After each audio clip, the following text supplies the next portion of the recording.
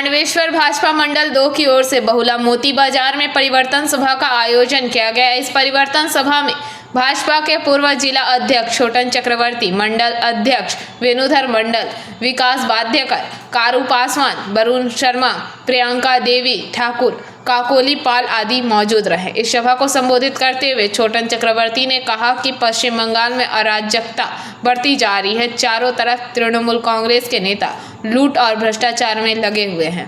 দেখুন সারা বাংলা জুড়ে সারা বাংলাতে পরিবর্তন সংকল্প সভা নিয়ে বাংলাতে আমাদের এই পথসভা চলছে। সেই পথসভার মাধ্যমে আমরা বাংলার সমস্ত মানুষের কাছে আগামী দিনের যে নির্বাচন আছে সেই নির্বাচনের বিষয় নিয়ে আমরা বলছি। সাথে সাথে যে এসআইআর নিয়ে যে একটা বিভ্রান্তকর পরিবেশ তৈরি হয়েছে, সাথে বাংলায় যে এই স্বৈরাচারী সরকার যে বাংলার মানুষকে সমস্ত সর্বক্ষেত্রে বঞ্চিত করেছে, সেই সমস্ত কথা আমরা এলাকার মানুষের কাছে জানাচ্ছি, যাতে আগামী দিনে সকলে এলাকার মানুষ বুঝতে পারে যে ভারতীয় জনতা পার্টি সরকারের কেন প্রয়োজন আছে, কেন এসআইআরের প্রয়োজন আছে, কেন বাংলার মানুষের কর্মসংস্থানের প্রয়োজন আছে, শিল্পের প্রয়োজন আছে। সেই সমস্ত কথা আমরা এলাকায় এলাকায় মানুষের কাছে তুলে ধরছি।